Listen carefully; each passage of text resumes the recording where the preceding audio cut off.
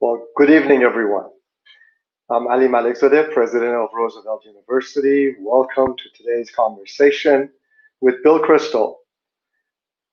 Further reflections on the American Republic. Where do we go from here? I can hardly think of a more fitting event following yesterday's inauguration. Particularly at this moment, questions about the direction of America are at the forefront of everyone's mind. Given the fraught nature of our politics in recent times, and particularly in recent weeks, the stakes have never seemed higher as the nation faces an array of challenges. And we are all looking forward to getting the perspective of someone with the experience and insight of Mr. Kristol, a leading analyst of American political thought. This conversation has been organized and sponsored by the Montesquieu Forum and is also part of the American Dream Reconsidered lecture series.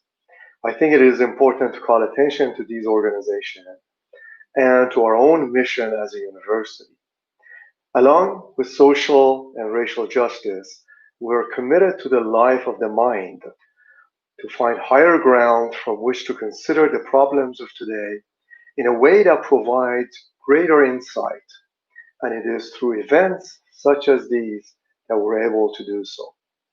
Although we may not come to any definitive answers today, we will, I hope, find ourselves with questions that encourage us all to continue to try to understand the world in which we live more deeply and fully.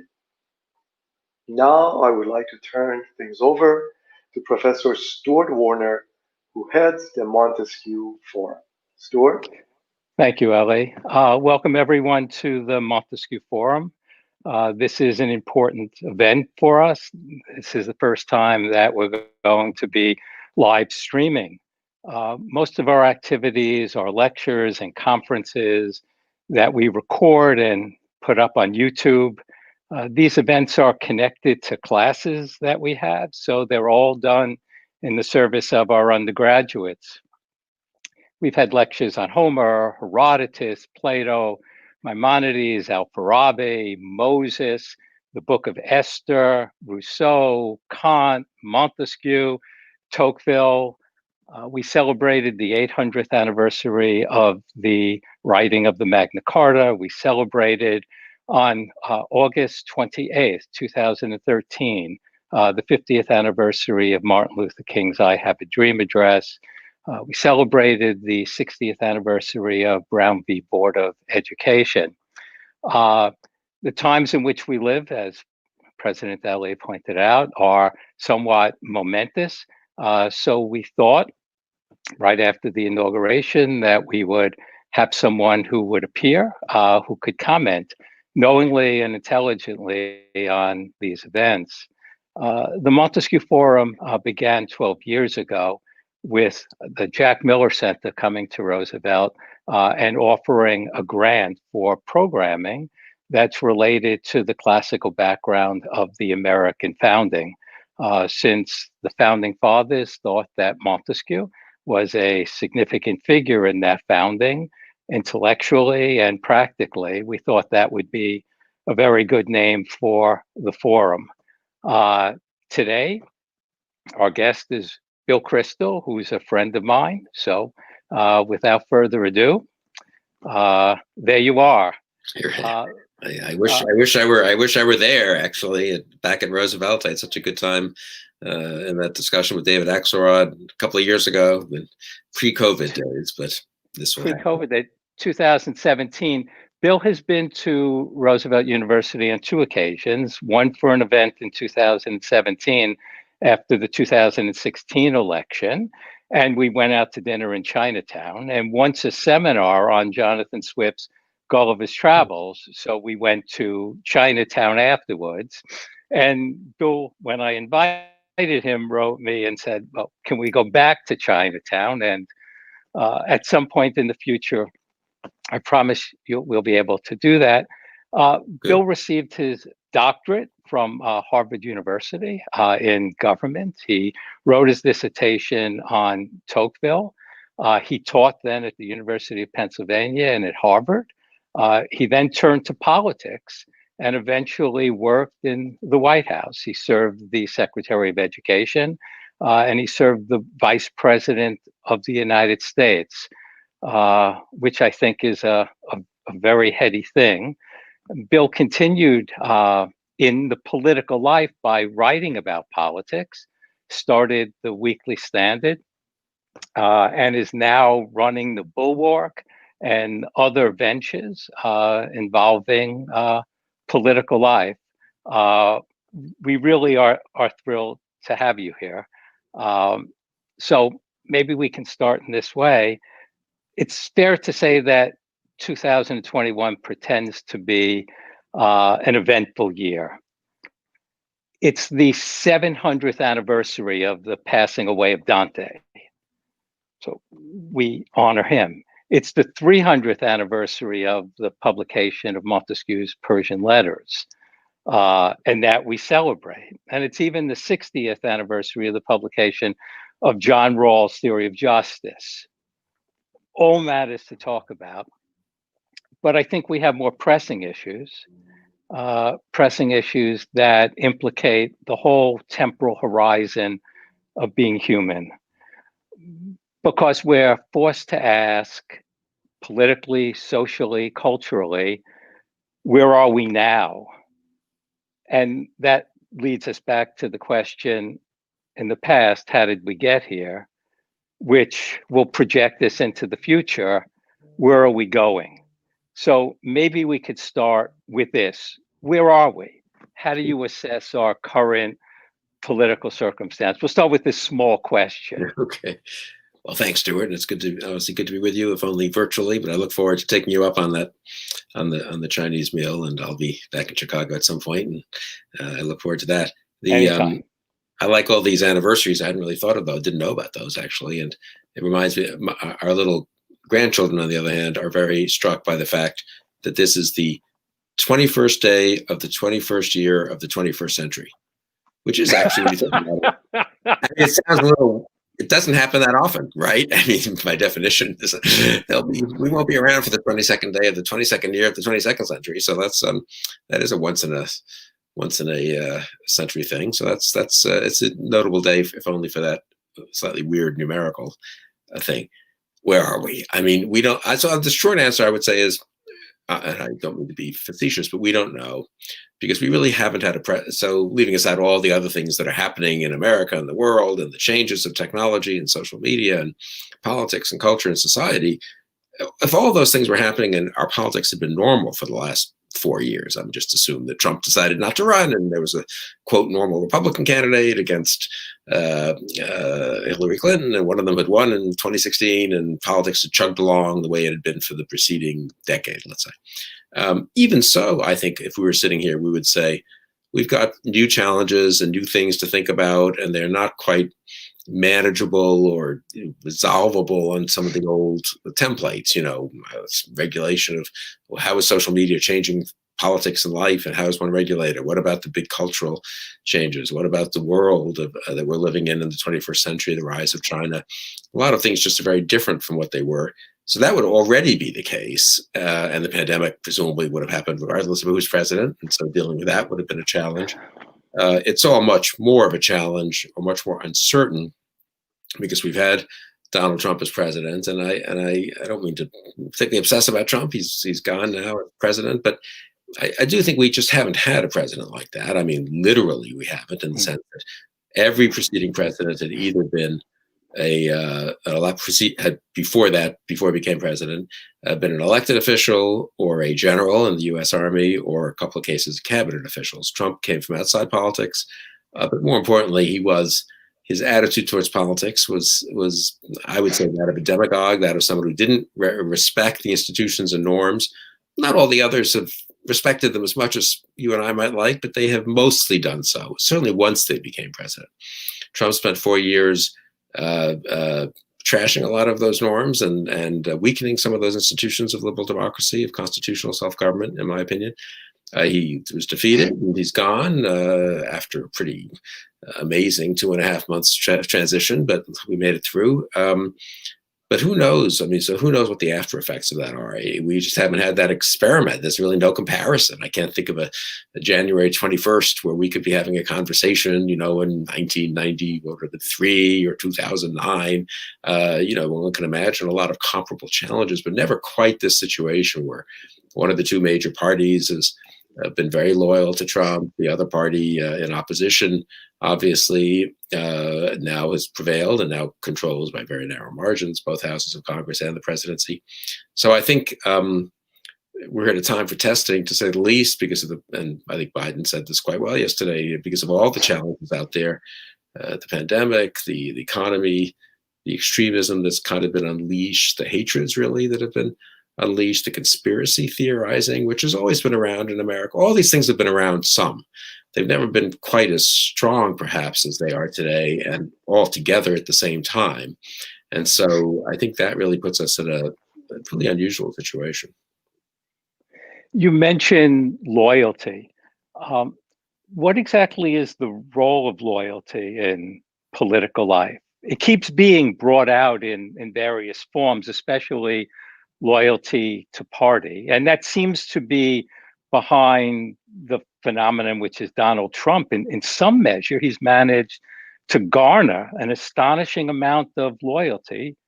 Whether he gives any in return is another matter. So how exactly does that work? Is it a force for the good? Is it corrupting? Is it both? I mean, both. I think in theory, or in practice, in most modern democracies, parties are the way we organize, citizens organize themselves and get organized to, have parties that represent their interests, their demands. That otherwise you would have presumably 100 senators just each doing his own thing and no ability to kind of figure out how to get policies done and committees organized and so forth. So party government is a huge feature of modern democratic government, and on the whole has been thought to be a positive feature, a necessary feature. I mean, I'll just say, and has been presumably it is a necessary feature since it exists pretty much everywhere. Now it exists in different forms. And in some places parties have been stronger and others weaker. In some places there have been two parties, in some places many. But I do think intelligent people have also seen that it can be a problem. Party loyalty can demand too much. I think John Kennedy said that in a rather trivial matter. In a way, he supported a Republican in 1952, maybe, when he was himself had just become a senator. And he liked his Republican colleague and supported him against the Democrat, or at least didn't oppose the Republican. Almost hard to believe these days, And everyone's understood that parties can be damaging as well. And Winston Churchill, the greatest statesman probably certainly almost to the 20th century, switched parties, not once but twice, because he really felt that the parties were going in the wrong direction, and then challenged his own party in the 30s when Chamberlain led it down the path of appeasement. So I do think it's gotten out of whack, that somehow with Trump and in general the polarization and the partisanship are too great. There are many reasons why it's happened. But it can become a threat. You want people to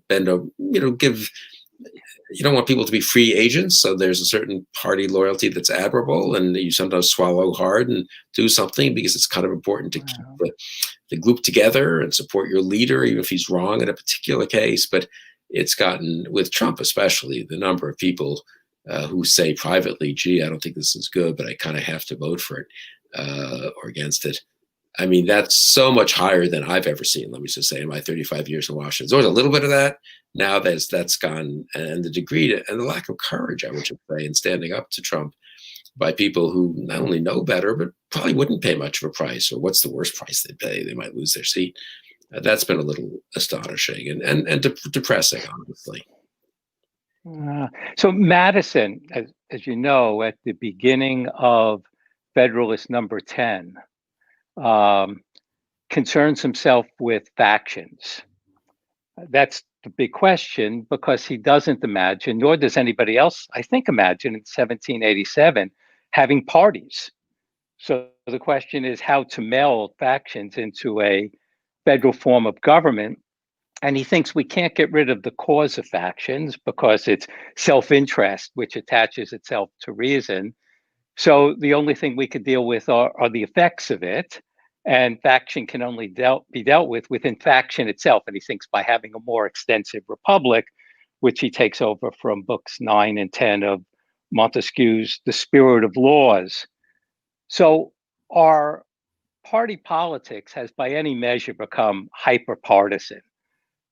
To use the way you would put it, more so than in my lifetime, more so than in your lifetime. And it makes one wonder whether the barn door is open and we could ever return to something Scoop Jackson, Daniel Moynihan. This seems somewhat impossible to return to that.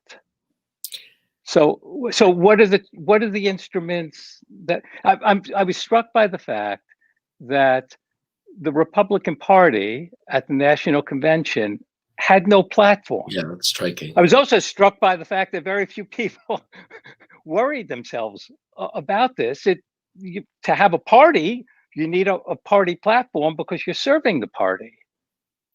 I mean, so parties have served many purposes, and they were intended to by Burke and others who founded them, and even by in America. Jefferson sort of founded, and Madison sort of founded a party, but that was supposed to sort of end parties in a funny way. And then Van Buren and under Jackson really found, you might say, the modern party system.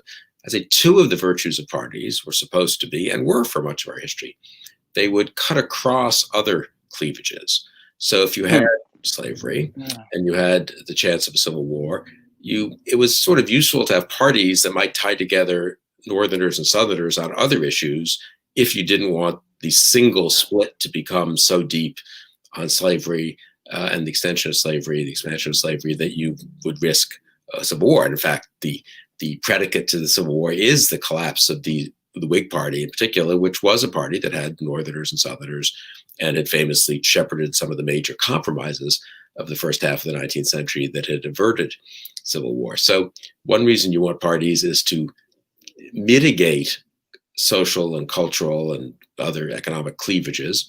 I would say now the parties seem to accentuate them. They simply follow the cleavages. And at that point, they're making things worse, not better, in terms of letting people work together. The other reason for party historically, and this is very big for Burke, and Burke, when he makes the case for it, is it sort of protects the people and the system from a demagogue. That, I mean, the demagogue can whip up passions, and it's Julius Caesar, and we're all for him.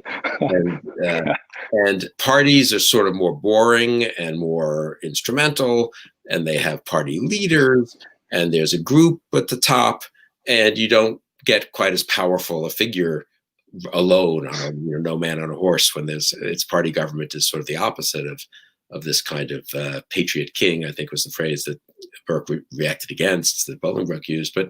And with Trump, we really have, now that's been eroded for quite a while.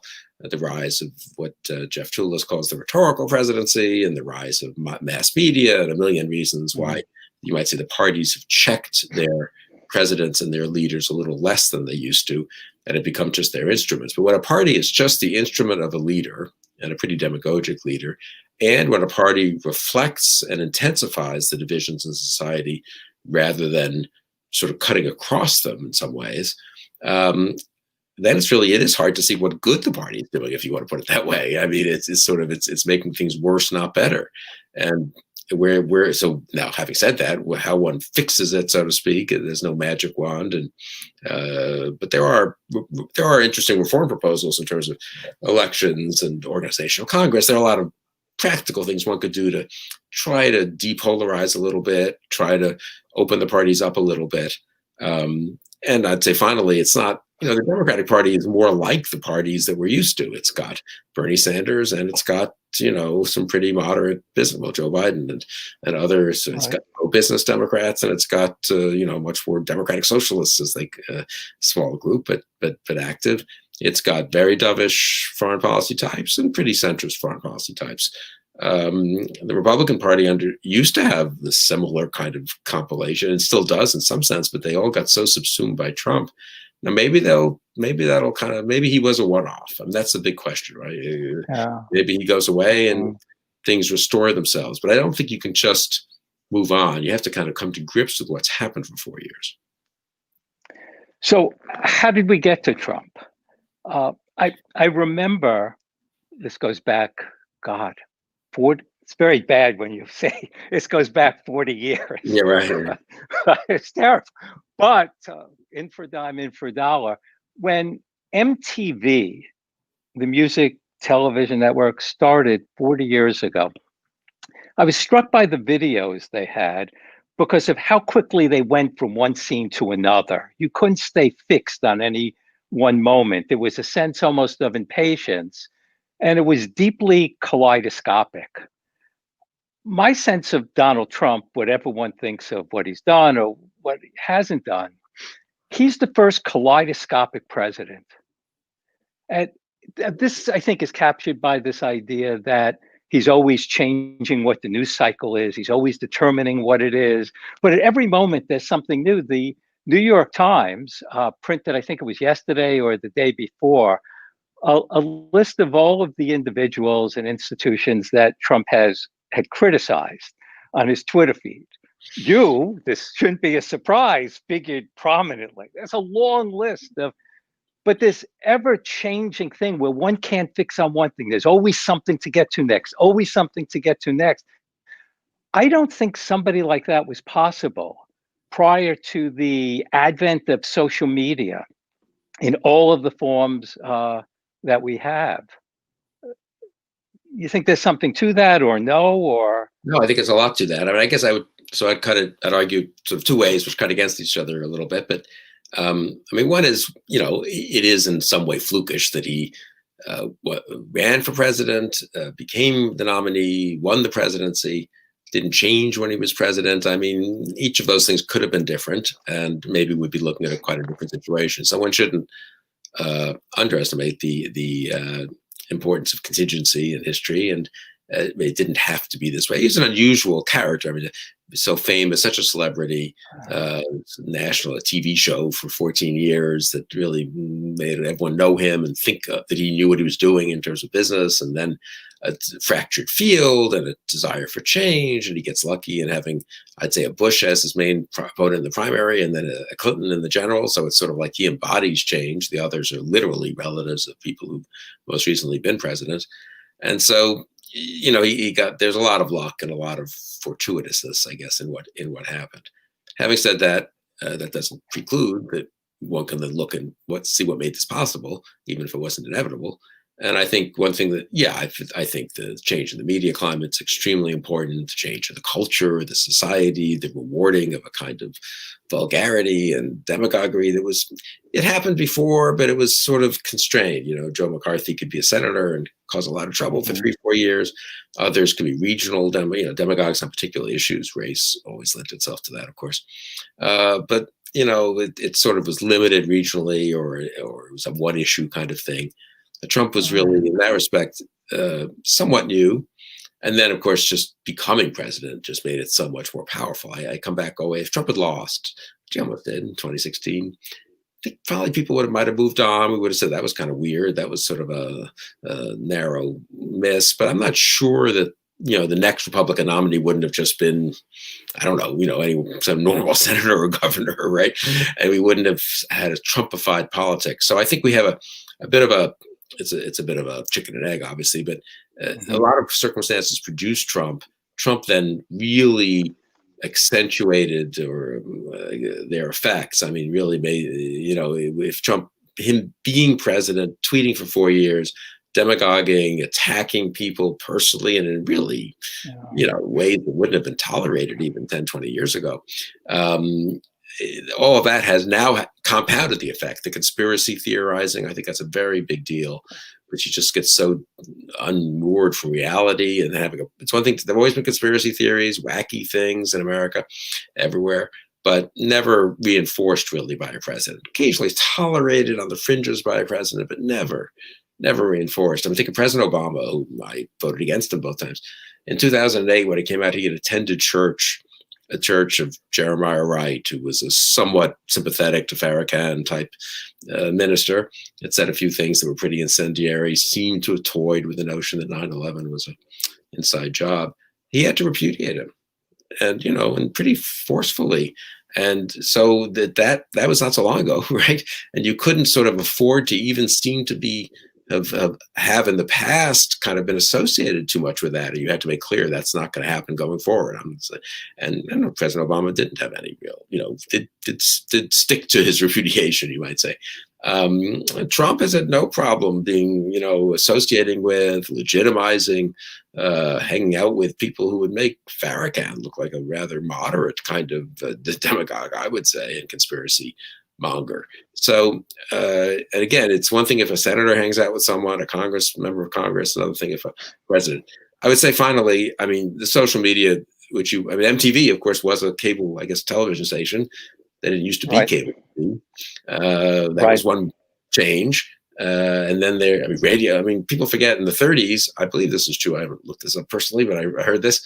At the time, people were trying to analyze the rise of Hitler, obviously in Germany, and people who were intelligent. I mean, this was thoughtful. People said, radio is a big part of it. And I guess we don't think of it this way. And in America, we sort of think of radio as associated, I do at least, with Franklin Roosevelt's fireside chats. And so one doesn't think of the political important change that radio brought about when it's more familiar with discussions about television making a big difference. Hitler used radio to speak directly to the German people, and it kind of cut through the mediating institutions, including the parties. And I don't know what the causality was and how important it really was. But at the time, intelligent observers of society thought, well, this makes it easier for a demagogue. And you could argue that each of the changes, radio, TV, cable TV, and then above all, social media. Social media is a big change. It just does allow for a kind of instantaneity, whatever the right word is. You say fragmentation, but also the echo chamber character of it. All of that. Does COVID reinforce that? What's that? Does COVID reinforce that individuals are cooped up, unable to see things to get out? Or yeah, I mean, you'd think if insofar as running into other people with whom you might disagree at a store, at a PTA meeting, or at a ball game of your kids, or anywhere in church, insofar as that's one way in which people kind of get pulled back from going too far down certain crazy paths. If you're sitting at home cruising the internet all day, and people lead you from one, you're led from one crazed theory to the next iteration of that crazed theory, yeah, it probably has made it worse, don't you think? The kind of Tocqueville talks about this, the isolation, which then really leads to isolation. I mean, it does lead to isolation, but it leads to finding a group that accords with your prejudices or your anxieties or your whatever. And then you kind of get swept up into that group. But that's a particular social media thing. I think and particular parts of social media, Facebook, its algorithm.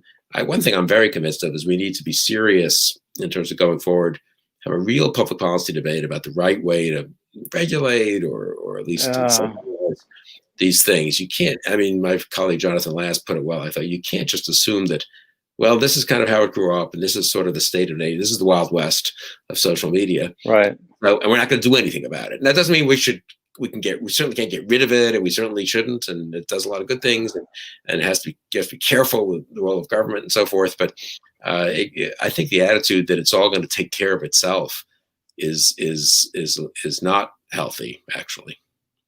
I remember by reading, there were lots of debates in the late 50s and 60s about the FTC and what it is they should be doing and what they shouldn't be doing. And there was a real freeing up of the airwaves into the 70s, which allowed for cable television. Words now that one can say on television that one could never say, as that would be the least of our worries for the things that wind up being paraded on social media. But if one values liberty, as we certainly do, and most Americans do, how is it the current circumstance? Trump is thrown off Twitter.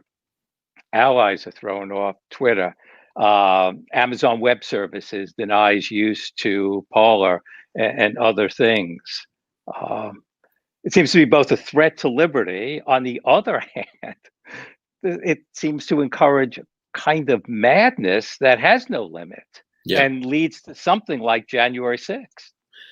And Fox News has played a huge role. And I was on Fox, and 10 years ago, 15 years ago, and I think it was always conservative and maybe a tiny bit tolerant of some conspiracies, but not really actually. When Trump pushed the birther stuff in 2011, 12, I think if you went back and looked, there were rather few shows on Fox that were interested in that, and I criticized it. I remember on Fox, and no one thought much of it. That was not like a brave thing to do or anything. But yeah. So the combination of the fragmentation, the echo chamber character of it, just the economics of the way cable TV works, the economics of Facebook, all these things have played a big role. So I do agree that it's. I mean, the TV. People thought TV might ruin our politics. TV did lead probably on. The debates became very important, as if being a good debater is a good predicate for being a good president or even a good senator. There were more show horses and fewer workhorses. I think if you asked students of the Senate or the House, now again, there's always a romanticizing of the past, and a lot of these guys who were quote workhorses were in fact special interest, basically representatives who were semi-corrupt and enjoyed having life taken care of them by the industry lobbyists from their states, and they never went on TV, but they never knew what they were doing, particularly except voting the way they were told by some lobbyists. So I mean, there's a little bit of one should be careful not to romanticize the past, but certainly TV affected the character of our public life. The breakup into cable TV affected it, and then social media, I think, really affected it. Do you think that our politics has spread out, its tentacles have extended into every part of our lives? So everything is politicized, whether it be something social, cultural, religious. I guess it's Antifa, or individuals associated to Antifa in Portland last week tried to close down Powell's Books in Portland. And as you could tell, I like booksellers a great deal because they were selling a book in particular that was critical of Antifa. Right. So just having a store selling books is now a political statement. The use of expressions such as libtards against Democrats. One's either on the left or the right. One's either Republican or Democrat. Not just politically, somehow this demarcates one's whole being. It's a kind of identity politics at its virulent worst. Which is hostile to liberal democracy and to respecting liberty. And obviously Montesquieu, many people give a lot of thought to this. And this is where I do think one has to reiterate, in my view, the principles, in a way, of constitutional government and liberal democracy, and free speech, and of respecting private property and booksellers' ability to sell books and so forth, and really distinguish between violent protest and peaceful protest, and respectful protest and sort of intimidation and so forth. And campuses particularly should be bastions of free speech and free thought. So there's a lot of sort of work that has to be done on the level of principle and argument. And then there's a lot, and this is why appropriate to say at the Montesquieu Forum, I think, just a lot of not simply lamenting all these technological or sociological or cultural developments, but saying, okay, this is the world we live in. How does one shape it, rather than just be tossed around by it? And Montesquieu gave a lot of thought to this, right? He was not simply a kind of abstract thinker. He thought a lot about, well, what are the practical conditions for liberty and for commerce, and what helps and what hurts, and how much can these be affected? And some things you just have to say, look, this is the world we're going to live in, and there's a good side and a downside. And so anyway, I think that attitude, I'm struck. I haven't really read Montesquieu in a long time, honestly, but I'm struck how little people think in that way these days. I don't know if you find this, that it's not I don't have the answers, obviously, but it's an obvious thing to discuss, to debate, let's say, media question, and how and if it can be regulated, and what small changes maybe could strengthen local newspapers or local websites even, and statewide coverage, as opposed to everything being nationalized and everything being instantaneous. But people just don't even think in a sort of serious way, maybe the way they once did a little more, about the conditions of freedom and the conditions of liberal democracy, and what might make things better rather than worse. So that's, I think, an important educational effort, and people need to be reminded of the great thinkers have thought a lot about this, Montesquieu, Tocqueville, especially maybe, and which doesn't mean you can just take something from 200 years or 300 years ago and just say, well, this is obviously the right way to do something, but to think in a fresh way about these questions is very, and that really is, you asked at the beginning, where are we? I think that's where we are. We really need to think afresh. And I'd say for me, for conservatives, we've probably done enough lamenting about all these things, and also a little bit of fake kind of exaggerating how good things were in the past. And now it's time to really think hard about, okay, these are the practical challenges, and how can one begin to come to grips with them? You're very fortunate to have had two extraordinary parents. Your mother, Gertrude Himmelfarb, was a great historian, and after college, one of the first books I fell in love with was what was her doctoral dissertation, and then became her first book on Lord Acton, right, which is the first, I think, great book on Acton. There's that marvelous line, of course, from the 1880s, a letter to Bishop Creighton about power tending to corrupt and absolute power corrupting absolutely, which your mother was greatly interested in. And your father, Irving Kristol, was an important editor, magazine publisher, political figure, writer. I don't know if I told you, I recently found his copy of Joseph Cropsey's book on Adam Smith, Polity and Economy, all marked up, underlined all over the place, which means, of course, he was a serious reader. He was I think it's fair to say, maybe he alone, the originator of what came to be called neoconservatism, that the conservative movement in America had to move in a different direction, had to recognize things that hitherto it hadn't. So here's the Republican Party that's supposed to be the spokesperson of conservatism. That's how it's been understood over the last 20 years. So and that does seem to be something corrupt. One would have thought, for example, not to turn political, that someone who has lost the executive branch and both sides of legislation would be set aside. But instead, Johnson is excoriating, Senator Johnson from Wisconsin, excoriating the head of the majority, what had been the majority party, McConnell, for possibly even considering voting guilty against Trump. McCarthy is excoriating all those who might support getting rid of this person or that person. The difficulty that Liz Cheney, she can't serve as the third in command because she has a slightly different view about this president. They have latched onto him and have not let go. So is there a line in conservative thought from when neoconservatism begins in the 1970s, and basic books and Midge Decker and books that start to come out to argue intelligently for a certain understanding of political life? Is there a straight line between that and where we are now in quote unquote conservative politics? And do you still identify yourself as being a conservative? I mean, I have until recently, but one example of the one learns from the 60s and 70s is intelligent liberals, and like my parents and others, tried to point out problems with liberalism, and did so, and found themselves increasingly far from mainstream, what was then mainstream liberalism. And I remember the term neoconservatism comes from, I think, Michael Harrington, the Democratic Socialist, attacked my father and others as they say they're liberals, but they're really just conservatives. I'm going to call them neoconservatives, new conservatives.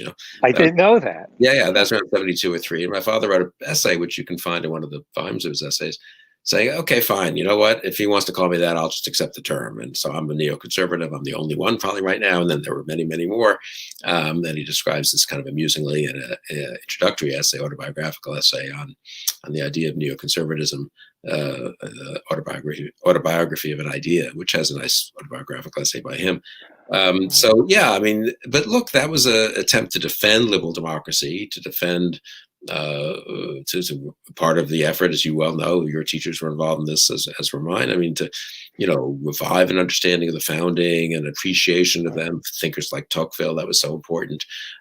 Study of the great texts, of course, was fundamentally important too. So, but also the practical utility of Adam Smith. He was also not just an economist, he was a moral thinker, and let's take a fresh look at Adam Smith and so forth. So all of that work, and to see it now, it's degenerated, honestly, so much. There are still people obviously doing that work, and there are aspects of their individual thinkers I respect a lot, and some publications and so forth. But conservatism as a movement, I do feel that one would have to question now whether it's time to have a bit of a rebellion against that or movement away from that. I'm not sure to what, but that's what politics, political life is like. You don't quite know where you're going always, but you don't need to accept. Because something had decent origins and produced some good things. Also conservatism also always had this kind of dark side, you might say, and anti-intellectual side and so forth. And that's certainly, I just think, practically speaking, taking over. And I myself, think we owe it to young people today to really say, look, you don't have to be a Trump nativist. I was giving a talk, I think it was at Columbia a couple of years ago, and so anti-Trump to the college Republicans. But in that college, they had gone anti-Trump, so they had me to talk. And I encouraged them to do that, stick to their guns, and we had a nice time and talked with these young people quite a long time, actually. And one of them said to me at the end, came up afterwards and said, I really appreciate what you're doing, and I agree with you. He said, I'm interested in politics. I'd like to get into political stuff. But I don't want to be, on the one hand, kind of a socialist and, woke type. I don't like that kind of liberalism on the left. And on the other hand, I don't want to be a Trumpist nativist. Is there going to be a political future for me? And I don't know, really. I guess we need to make sure there is one, and you need to make sure there is one, and I'll do my best to help. But that's really the challenge now. And I think it's a little different than it's been for most of our lives, and really most of, let's say, post-World War II in America, certainly, where the right was center-right, the left was center-left, and people, could differ on a ton of issues, and some of those differences were pretty serious, but still basically were committed to the constraints, the guardrails of constitutional government and liberal democracy. And I don't think one can say that with confidence now about the Trumpist right. Parts of the left, you also can't say it with confidence about, though they're not as much of a threat in the very near term as the Trumpist right, I don't think. So, we need some fresh thinking and maybe some fresh organizing and some fresh leadership. There's this line that's ascribed to Oliver Wendell Holmes Jr. I don't know if it's apocryphal or not. It was upon meeting a young Franklin Delano Roosevelt. He came back to his office and someone asked him what he thought of Roosevelt. By the way, I have to be careful because of the name of my university about exactly how I put this. But Holmes reported second-rate mind, first-rate temperament, which seems to me to point to the question of character in politics. And in particular, I take it you think we've escaped from something dark and dire, and that wasn't fated. It wasn't necessary. We could easily have fallen into an abyss. Was that due to character of certain individuals? Was it luck? Something happened, something didn't happen? Is it due to various institutions that withstood some assault from various parties, left and right? Yeah, all of the above, I guess I would say.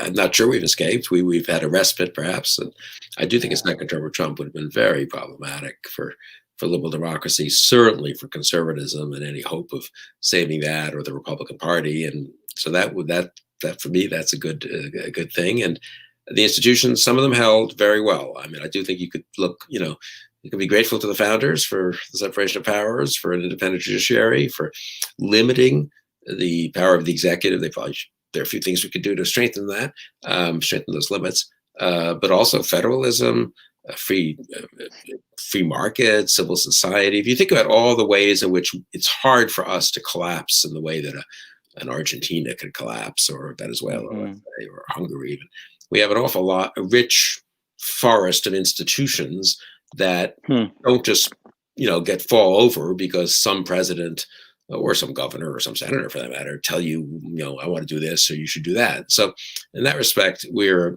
very well developed and pretty well entrenched liberal democracy with a pretty vigorous civil society and a private sector that's very, very important. I hope liberals have learned some lessons about why they should be for decentralization, for strong private sector. You don't really want the president to be able to snap his fingers and tell every university what they're to do with their students who are undocumented immigrants, and you really don't want a president who can snap his fingers and tell every university what the curriculum should be and so forth. And that's been something conservatives have stressed over the years against the left, where they saw threats of that.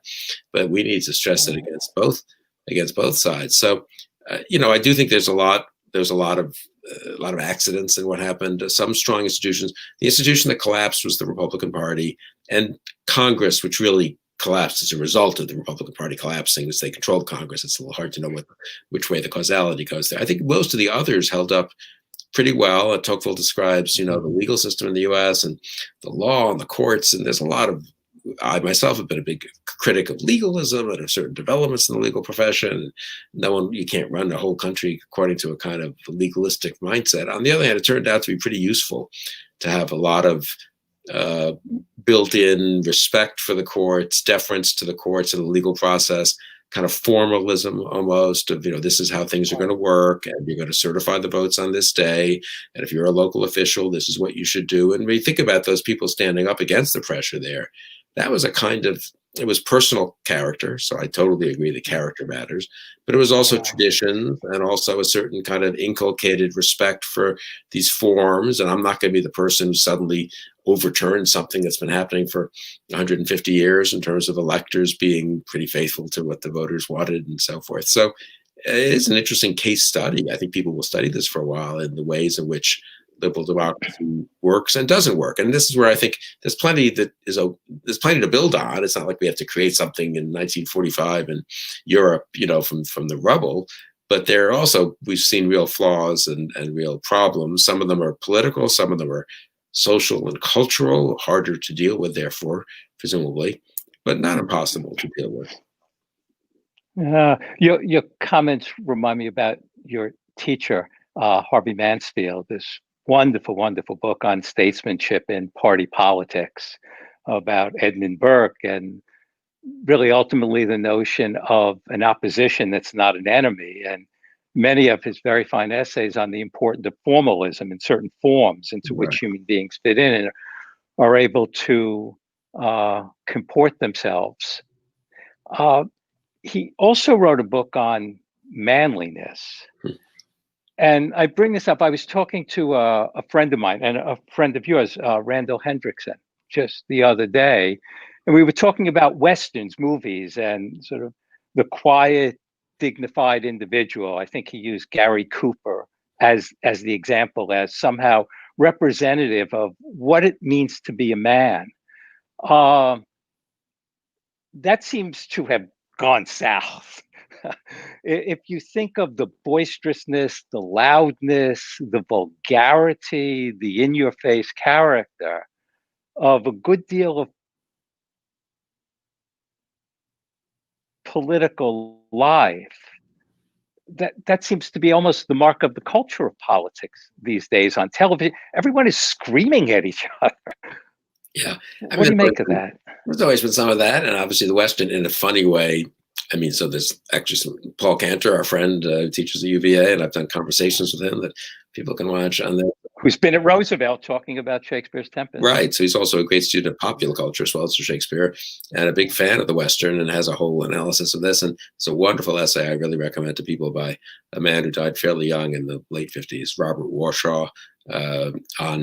He has a book of essays on popular culture and movies. He's one of the first really serious film critics, I guess we'd say, for Commentary Magazine mostly back then. And he wrote a wonderful essay on the Western as a kind of genre. But of course, the Western was always just to take your point, it was always not a politician, right? So there was always a sense in America, the politicians are a bunch of rabble-rousing kind of, slightly buffoonish characters, and there were a lot of those.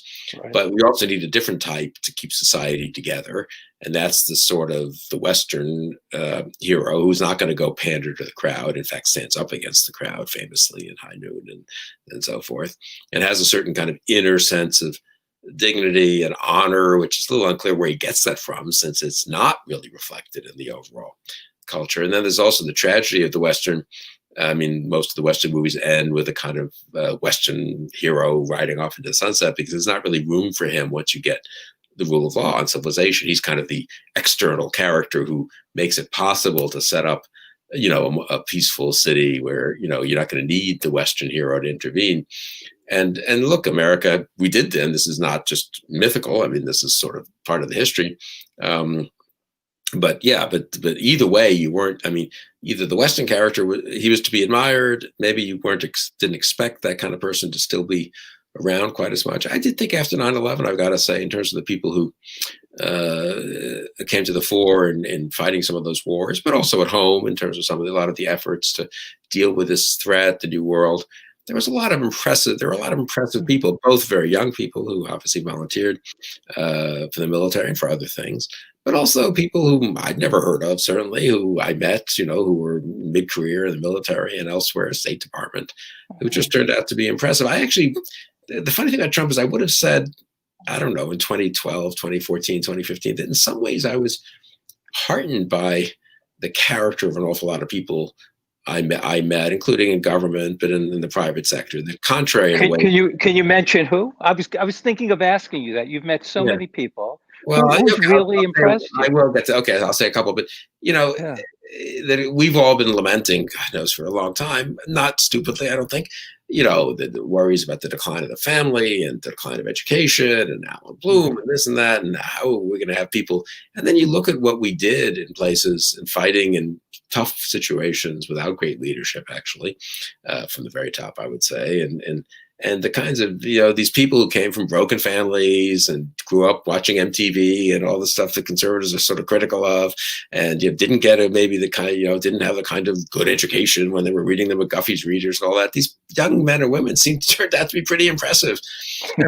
Middle-aged men and women turned out to be pretty impressive. And so I kind of cheered me up there for a while that, the conservative critique had been overdone, that the worries that we didn't produce the kind of people we used to had been overdone. And you think of the two stories of heroism from the wars, but also the kind of just people stepping up at home in a sober way. We managed to we felt, we did a ton of stuff to try to prevent 9/11 from happening again, or even mini 9/11s. And we did it in a way we didn't lock up 200,000 people in internment camps the way we did Japanese in the 1941 or whatever that was, 42, I guess. And, we were, George W. Bush went to, a mosque to show that we respect civil liberties. And McCain and Obama had a pretty tough campaign in 2008 in the middle of a war that had gone badly and a financial crisis. And both comported themselves in pretty impressive ways. And you thought a country that produces John McCain, who at the time was, close to 70, I guess, 70, maybe was 70, and produces Barack Obama, 25 years younger, and a very different background, to say the least. But, that's something impressive about that, actually, I would say. So it's funny. I mean, on the one side, and that hasn't changed either. I mean, so, in a way, the country's Trump isn't the only thing we're producing in terms of character.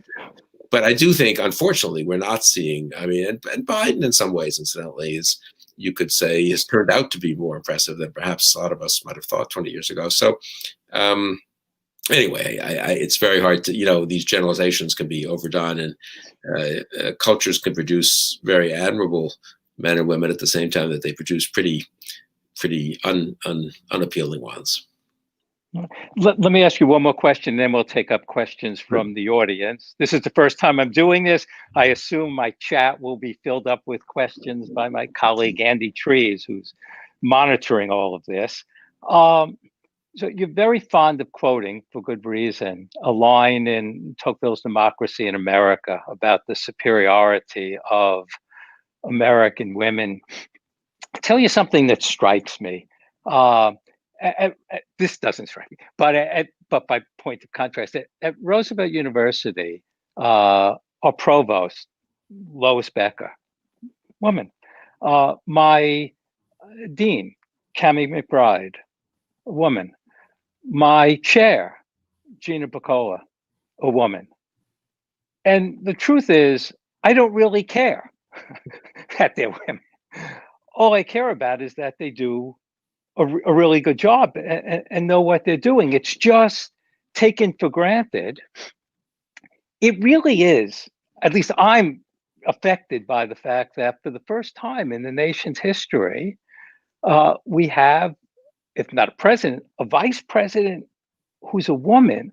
I think it's easy to underestimate the significance of that. It's, easy to turn it into some kind of cliche or babble or something like that. But when you look at the prominent positions women have and just are now part of the wallpaper, but on the national scene, especially for the presidency and vice presidency, not at all. This is remarkable. Where this will go. So, do you want to talk about that, Tocqueville, at all, or? Yeah, I mean, it's been. I once wrote a paper which I haven't gone back and looked at in a long time. I'd probably be pretty embarrassed by it. On the, I think it's the 4 chapters of part 3 of volume 2 of Democracy in America, volume 3 of part 2 of Democracy in America, on the family, on the status of men and women in America, and it does conclude, and chapter 12 concludes in this sentence about this: I've been struck, the more I've looked at America, I'm struck by the superiority of its women. It's a little unclear. I think it's intentionally maybe unclear whether he's talking about the superiority of American women to European women, and that's been the theme of the chapters, that the women in America are sort of tougher, frontiers women. They're less maybe graceful and charming than European women, but more sort of stoic almost, and solid and strong, really, that's emphasized. Or whether he's talking about, or whether he means the superiority of women to American men, whom he portrays, at least in those chapters, and really in a way throughout, of course, the book, as headstrong and kind of willful, and not really as sober as these women, as thoughtful in a way as these women who have this kind of internal strength and fortitude. Anyway, relations between the sexes have changed since Tocqueville, and the picture he draws isn't really maybe that relevant to today in many ways. No, I'm with you. I'm sort of, as a conservative, I guess I've been, sort of a skeptic of most of feminism and of its excesses, and of, hoping that, saying that one could still recognize that men and women can have certain different tendencies, not universal, of course, and maybe it's not so terrible. Society doesn't have to totally try to be gender neutral, to use a term that Mansfield uses in the book on Manliness.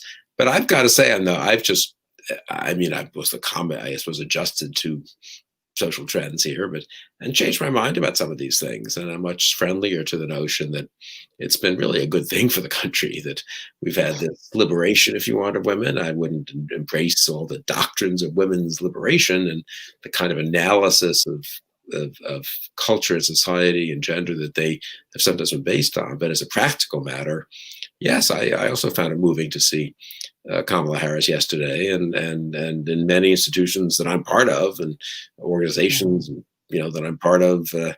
I almost can't imagine. They're women, they're men. It's you don't even think about it really, and so it's it's an interesting case study of. So where do we go from here? I mean, we don't want to ban people from teaching books that emphasize the differences between the sexes, right? And a lot of the greatest books have been in a way about that.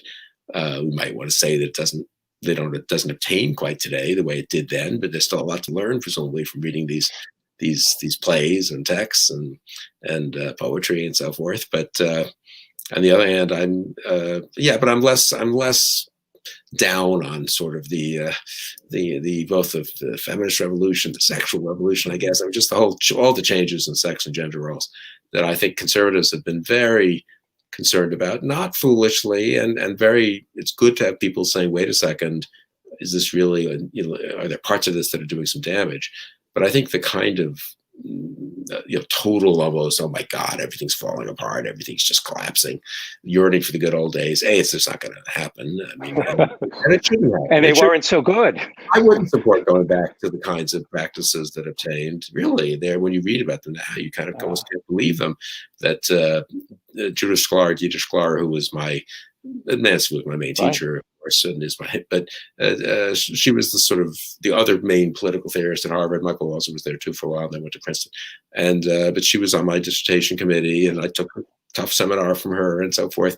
And when you read about very distinguished scholar, very serious scholar, and she was treated really as Absolutely. a citizen in a way that's kind of disgraceful. Yeah. That really is disgraceful, that kind of disgraceful, and no one wants to go back to that, or should go back to that, or should romanticize that at that time. Right. When Tocqueville came to America in 1831, voluntary associations of more than 14 people in one place were prohibited in France. Hmm. And it's why when he got to America, he was astonished by the variety and number of private voluntary associations that he found. And the voluntary association that proliferated more than any other in the United States at that point were book clubs. Hmm. And most of these book clubs were, it turns out, along the eastern seaboard, the North Atlantic, populated by women. So I've wondered in looking at those chapters whether he saw something having to do with the intelligence of American women, and that they read books and they were the individuals who were attached to books. And that actually, I think, continues through Louisa May Alcott's and Little Women. Our honors program did something on the Greta Gerwig film last semester, which is really about her life. But if it's okay, let's get to some questions. Yeah, sure. Absolutely. So the first question comes from Sam Stoner, and he's a professor of political science at Assumption, used to be a postdoc at Carthage, and was a student of Rana Berger's.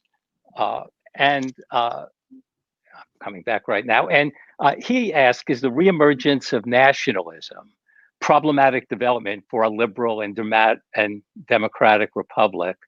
And relatedly, what's the proper political response to the ascendance of white nationalism in the United States? So two questions. One, nationalism as a phenomenon and a specious form, perhaps, of nationalism, maybe not a specious form, white nationalism. So, I mean, white nationalism is really I mean, I understand what people mean when they use it. It means just racism, I guess. I mean, it's not really nationalism since there is no white nation. I mean, African Americans, Black Americans have been here longer than most of us whites. And so what would it mean to be a white nationalist? Exactly. I guess you want to split off a white nation or something. But that's really, then you're just in sort of, then you really are just in talking racism and racial separation, I guess. So, that's deplorable, I think, and foolish and dangerous.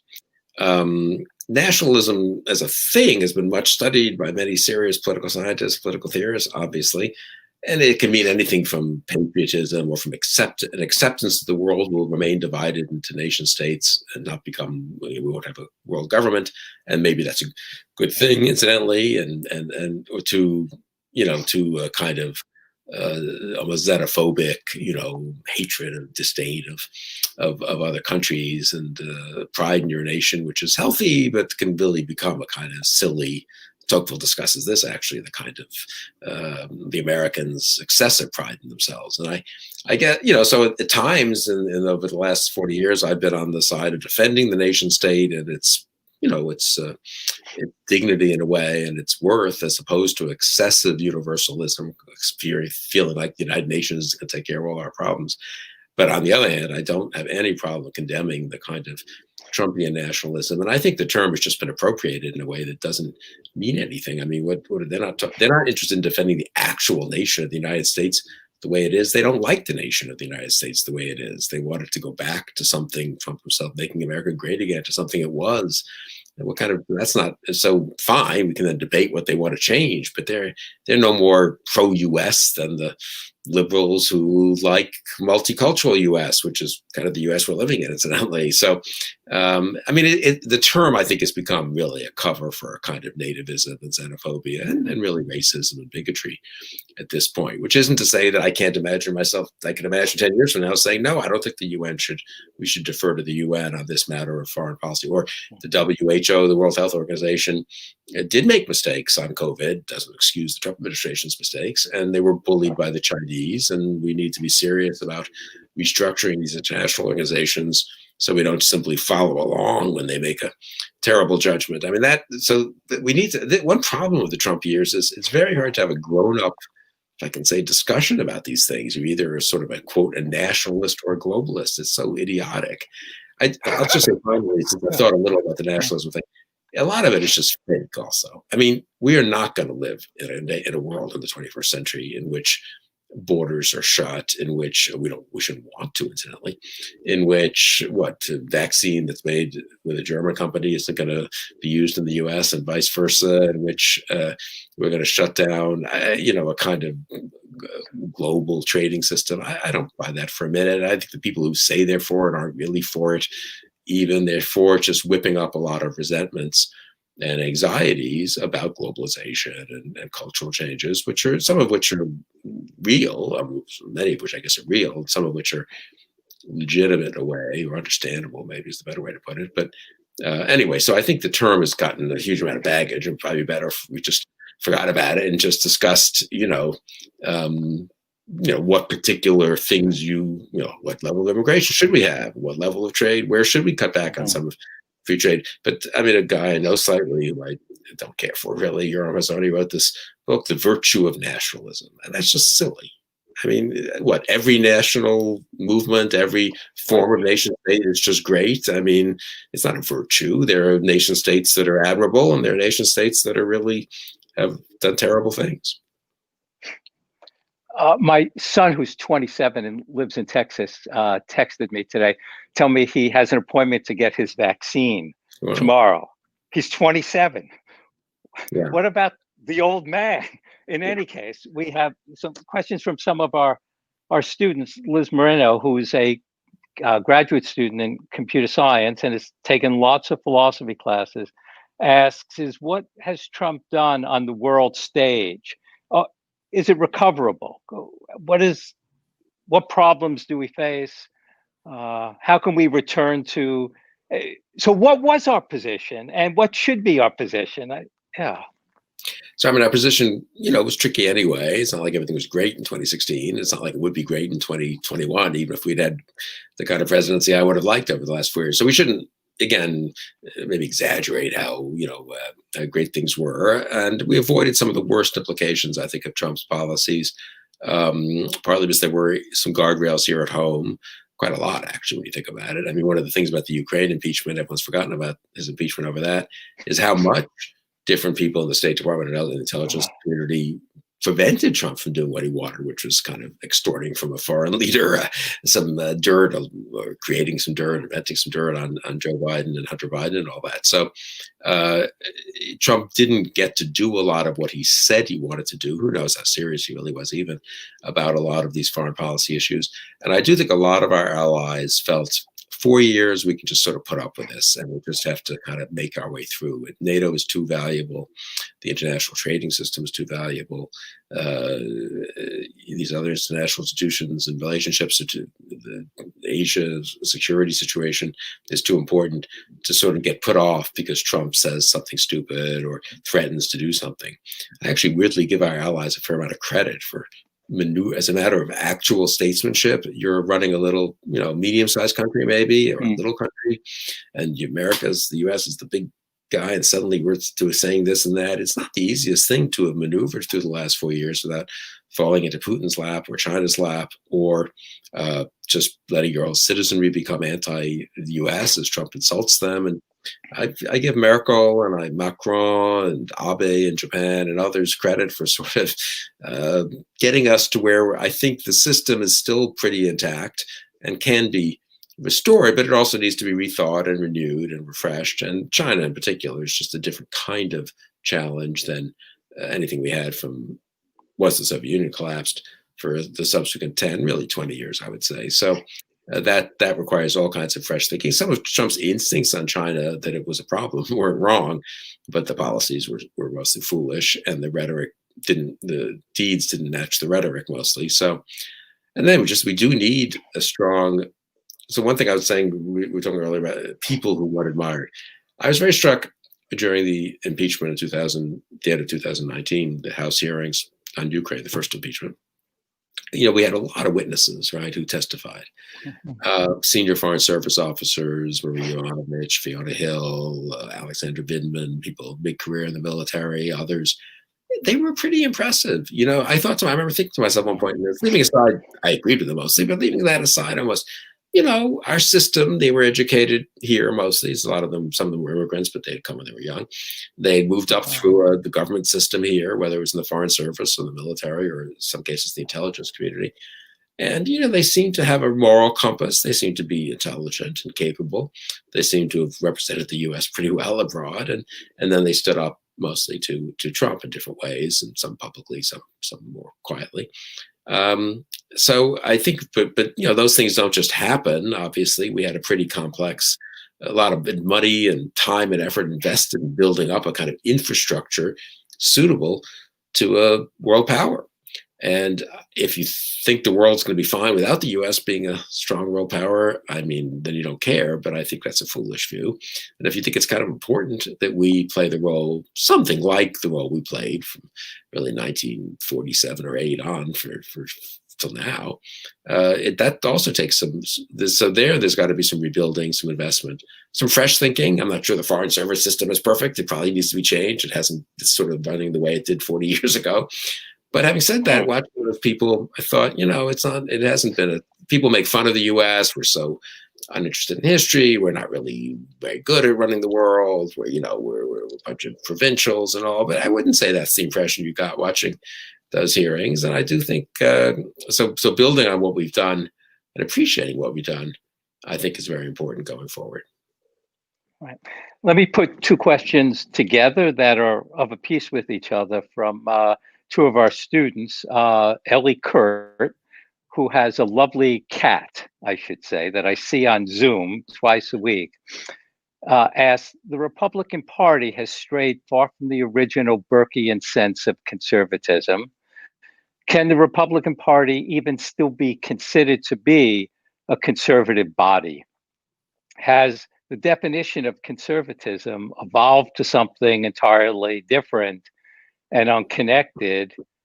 And Sunyata Curry, who is a philosophy major, which every student in a university should be, asks, what do you think will happen with the Republican Party moving forward? Is there any coming back from the attempted coup of January 6th?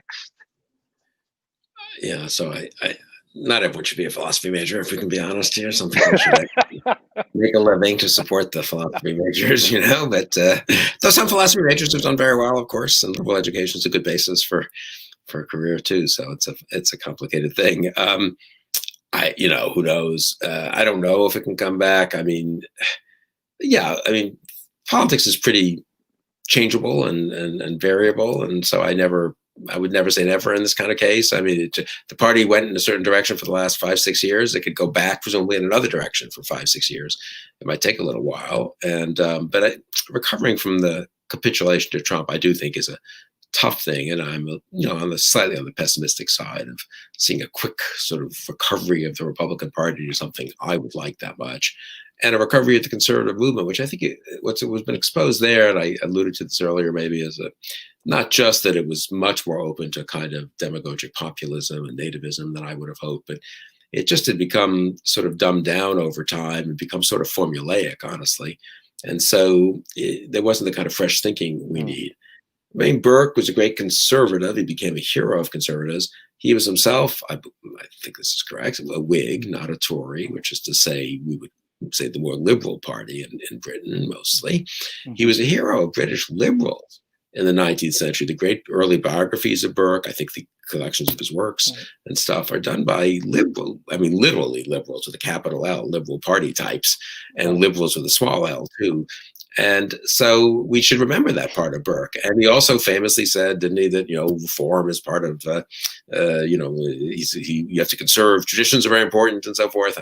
I'm vulgarizing Burke here a little bit, but obviously you also need the means of reform to sustain those traditions going forward. He was a big reformer. He was a civil service reformer, a government reformer, friendly to the American Revolution, unfriendly to the French Revolution. Very relevant, incidentally, to the current debate about impeachment, because so Burke impeached Hastings, who was this governor general, I think, of the East India Company, who was a very, harsh. His version of empire was basically taking advantage of India and getting wealthy off it. Maybe I'm unfair to him. I don't know the real history, but that's what the way Burke presents it. Anyway, the impeachment goes on for years. It goes on after Hastings is no longer in office. And this is actually cited. I was not aware of this until I was on some other Zoom, and some law professor said this. It's cited at the Constitutional Convention as part of what impeachment is about. You got to hold people like Hastings to account, whether they're presidents or other officers, in the case of the U.S. or of the United States. And you have to have a mechanism to do that. And it shouldn't be limited to just their tenure in office. Otherwise, people could just do incredibly bad things. Leave. Yeah, and that's all right. You can't get to us. And maybe if you can then avoid the criminal law, you're safe. So it is actually relevant to the current debate about whether Trump could be impeached after he's convicted, after he's left office. But so Burke was a conservative, and Burke was really worth reading and studying, but he was also a liberal. And I do think a large part of neoconservatism, a large part of the best of American conservatism, was a defense of liberalism properly understood. And so I'm very interested in the question of, well, could you somehow go back to that form of liberalism, or liberal defense of liberal democracy? Could the term liberal be sort of recaptured for a kind of centrist Burkean form of liberalism? I don't know.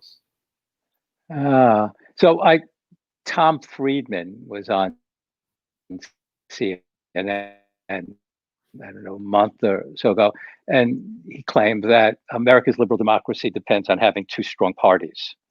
And he suggests we have neither a strong Republican Party or a strong Democratic Party, which leads me to a question from one of our former students who was a percussionist at Roosevelt, Maggie Kavanaugh. And she asked, do you think Democrats will be able to enact real change now that they control all three branches, or will there just be a status quo? And maybe let me add to that question. I wanted to ask you this. It connects up to that.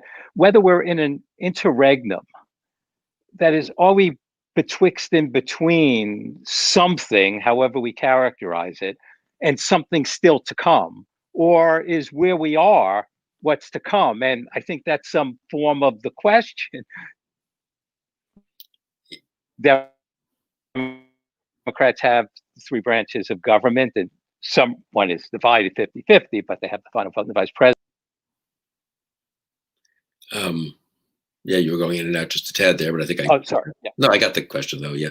And I mean, I think Biden himself presented himself as kind of a bridge to the future, and he's probably a one-term president because of his age. So one's tempted to say, well, it's kind of an interregnum, it's a bridge, but I don't know. Interregnums can be very important, right? And bridges can be important in where they get you to. And so I'm sort of on the side of not underestimating the importance of the Biden administration and the Biden years and decisions that are made. He could get us going in a very good direction in a lot of ways. He could get the Democratic Party going in a good direction, or it could be kind of an adequate, repairing of some of the damage, but nothing much for the future. And again, that might not be his fault. It might just be that he doesn't have sufficient majorities to do that much, and he can't get enough Republican support.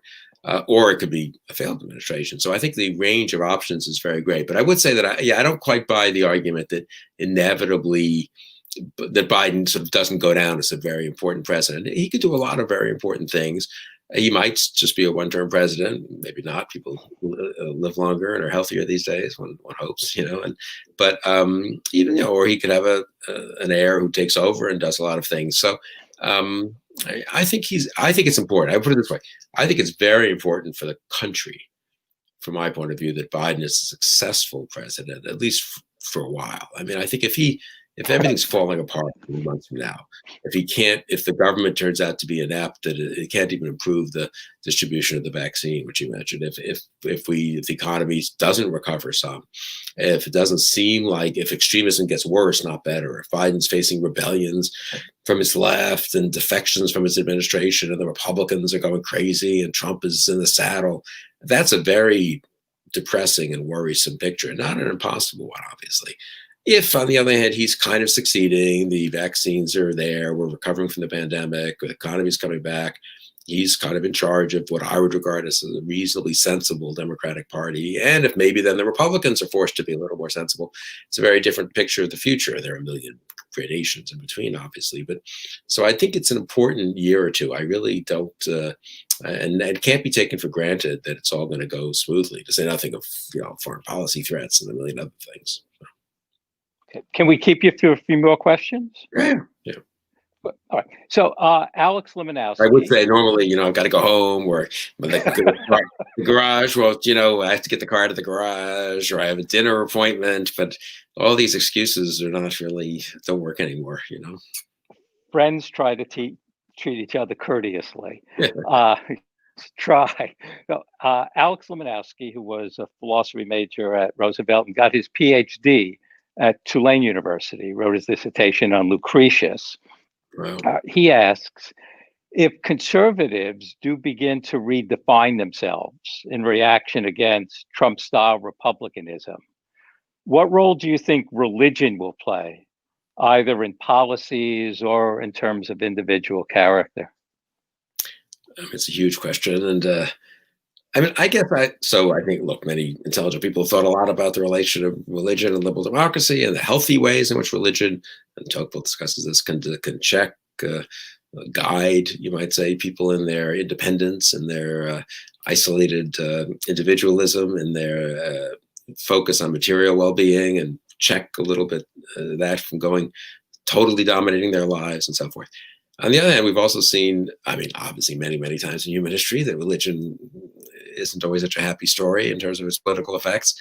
And I do think, and I say this as an outsider, but the friends of mine who are very serious evangelical Protestants, or Catholics actually in both cases, are very unhappy and worried about the ways in which chunks of the churches, Catholic thing's more complicated, but on the Protestant side, where there's there's not one hierarchy, the extent of the Trumpiness and the justification for supporting Trump, not himself a religious person, obviously, the degree to which that's sort of just taken over almost in their communities. So, but again, you could have a reaction against that and a kind of healthy rebirth of a healthier form of different kinds of religions or religious belief or not. I've become sort of more open-minded on that, honestly, though, in the sense that I took the kind of standard, I'd say, conservative, neoconservative view that on the whole, and this is pretty standard, not just neoconservative, Washington and Adams say this and stuff,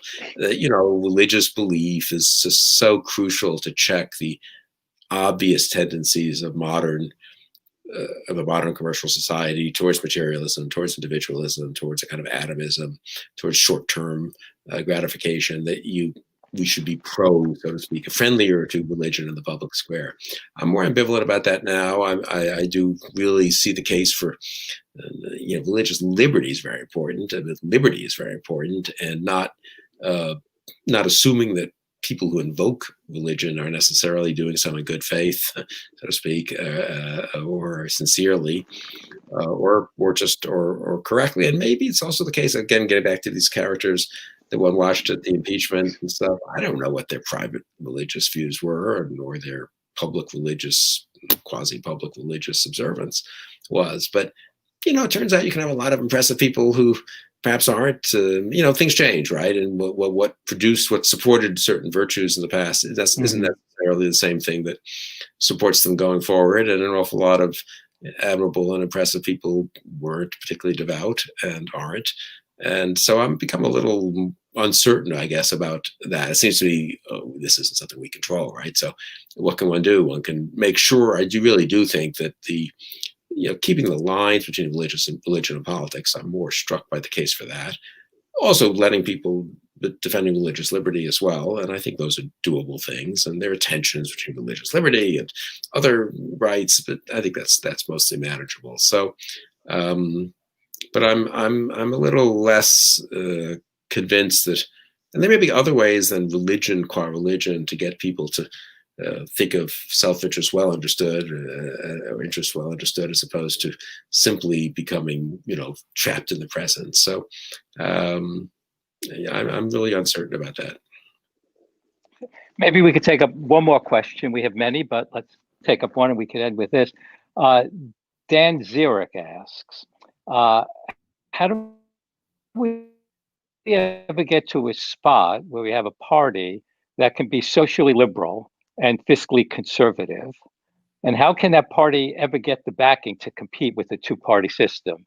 So I get maybe a corollary of that question is, are we going to remain a two-party system, or is something else in the cards in the future? So I think, I don't know. I mean, I think something else could be in the cards. I would have said been pretty skeptical about that 20 years ago. Now I'm less certain that with the two-party system doesn't crack up, partly because it's become so polarized and so sort of hardened that it's, you know, these things get stronger. It's like the Soviet Union, right? They get stronger, but they get ossified, they get hardened, they're more resistant to change, and then they just break up suddenly. And that could happen. I don't think that's at all out of the question in the next 4 years or 8 years. Or maybe you end up with, you still have two parties, and maybe they have the character sort of that they do now. That doesn't mean that America couldn't be more socially liberal and more economically conservative. I mean, in fact, if you tell the story of the last 30 years, it probably would be basically socially more liberal, economically pretty, not conservative exactly, but pretty free market, you know, and so forth.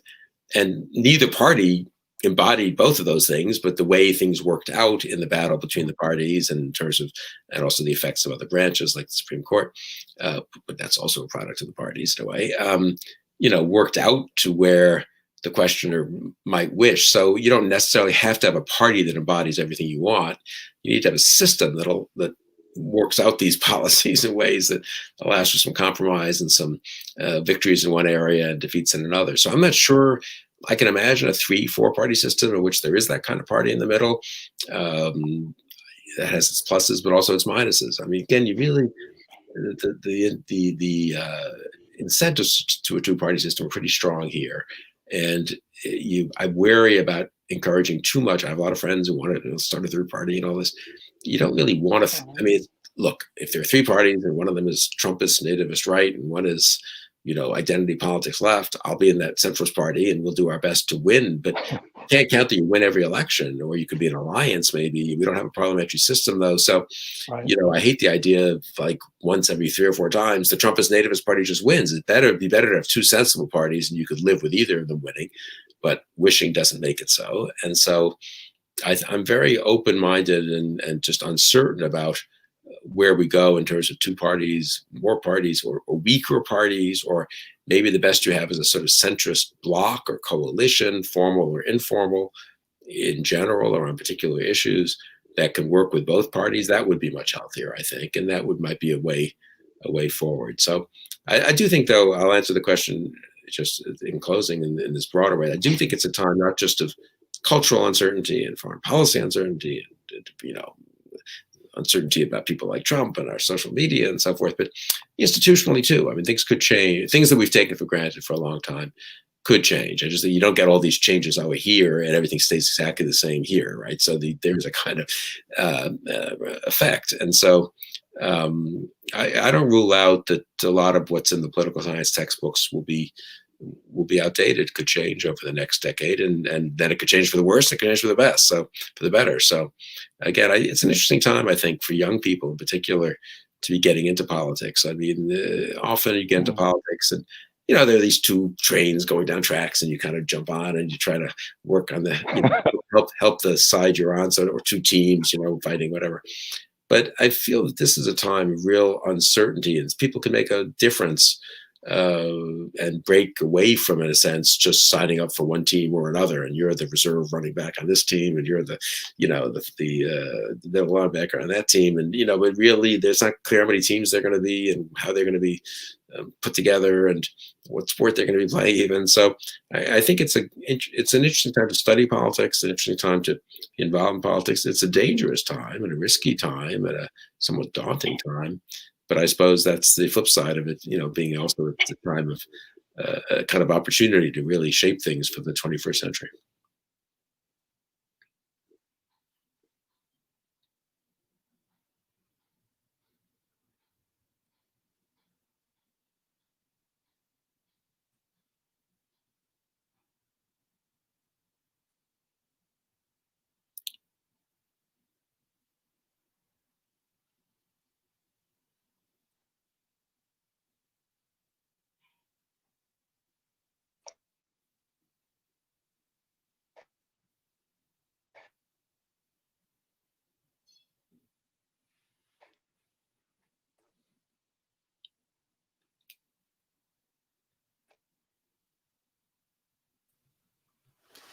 Thank you so much for coming to this conversation, Bill. Thank you for offering some insight on what is going on in our current political moment. I think we're all excited, maybe a little scared to see how things play out in the coming years.